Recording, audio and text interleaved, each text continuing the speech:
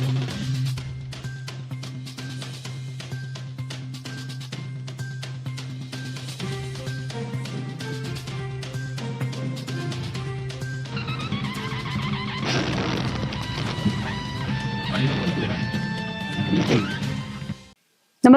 आपण पाहता Hirkani news. Hirkani news प्रत्येक क्षण ताज्या घडामोडी आणि महत्त्वाच्या प्रत्येक बातमीसाठी नेहमी तत्पर. कोल्हापुरातील गुन्हेगारीवरील गोळीबार प्रकरणास राजकीय वळण, पक्षांतर्गत वादाची परिणती, सतेज पाटलांची टीका.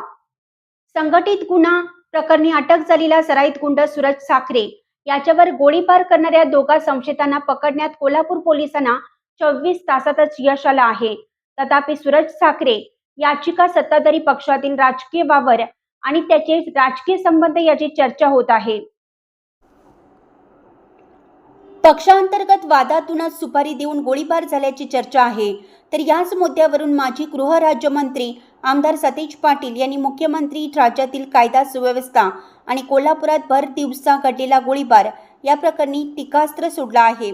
सूरज साखरे यांच्यावर गोळीबार केल्याप्रकरणी रफिक उर्फ देवा पीर साहेब मुल्ला वय वर्ष 39, विक्रमनगर, शहाबाज राजू मुल्ला वय वर्ष 23, मनेरमळा या दोघांना पोलिसांनी 24 तासात पकडला आहे.